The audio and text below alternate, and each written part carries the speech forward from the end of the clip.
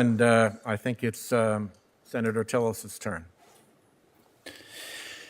Thank you, Mr. Chairman. You're welcome.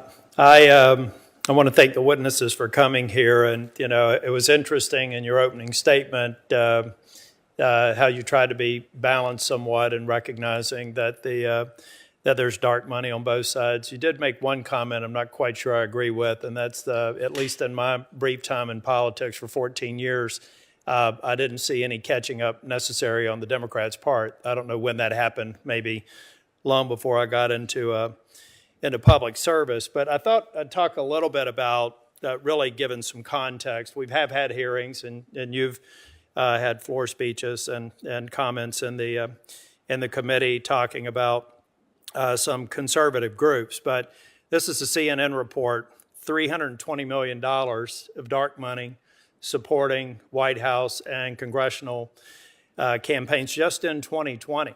And I know that very well. In my race last year, there was almost $296 million spent. The majority of the dark money came from liberal interests who either supported my opponent or tried to beat me into the ground. And the same was true in 2014, only the disparity was about by 2 to 1.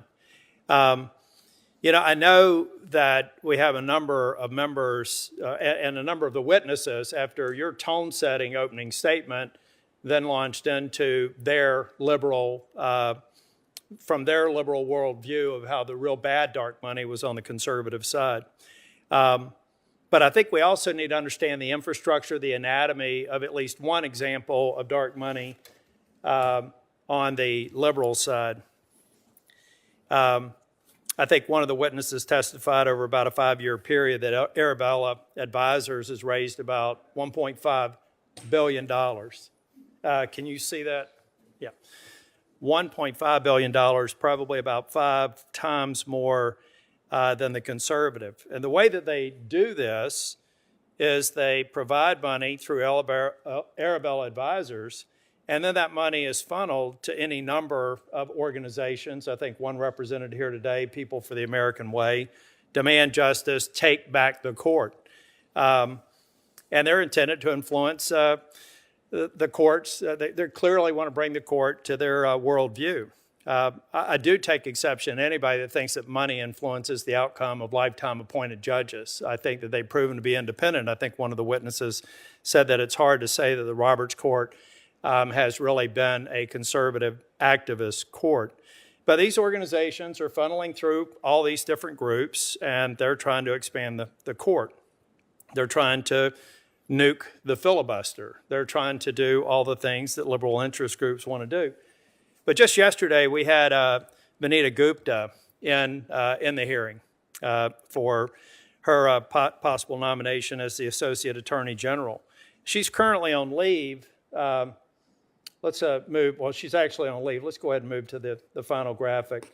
From one of these organizations that are in this ecosystem. She's right here under the umbrella of Arabella Advisors with, well, you can see the structure, 16th Third Fund and New Venture Fund. These groups gave money to Vanita Gupta's organization that went on to push the liberal agenda from the leadership conference.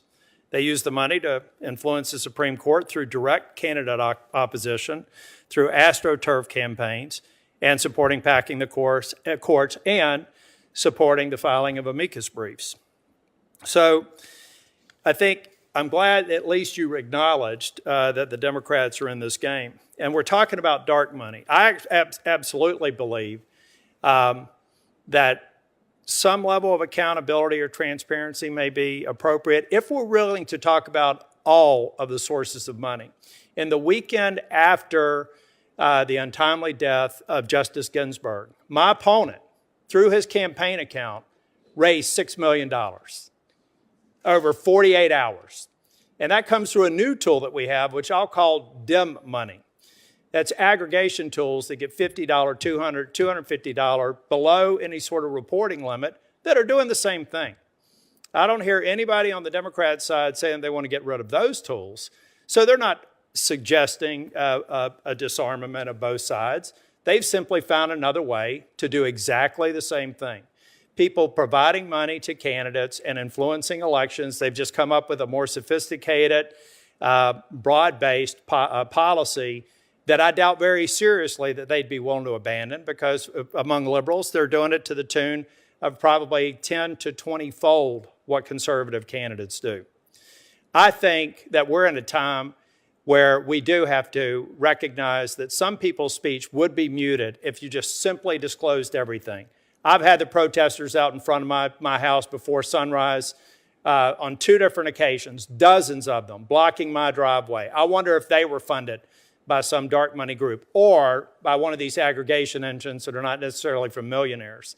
I think that in the time that we are today, as frustrating as it may be, and as frustrating as the cease and desist orders are, to bring an ad down and see that same group bring another ad up in 72 hours, I don't think that it's time to actually strip away and unilaterally disarm, because I don't believe that the witnesses are being honest with themselves if they really do believe that that would actually net to zero. The Democrats have done an extraordinary job of raising money and funneling to campaigns, and they've come up with one that skirts under the dark money umbrella, but to me, it's an analog to exactly what we're talking about today. And I thank the witnesses, and I'm over time.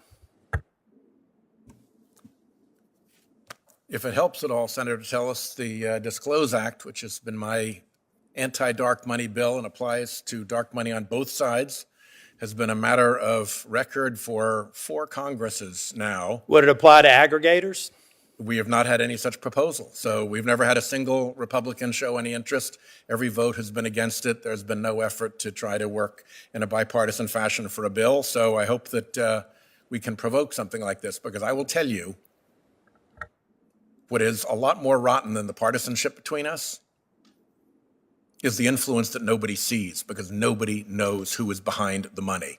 And I don't care which side that comes down, it is wrong. And I want to work with anybody who's willing to do that to try to get rid of that stuff. It is a poison in our democracy. Senator Cruz.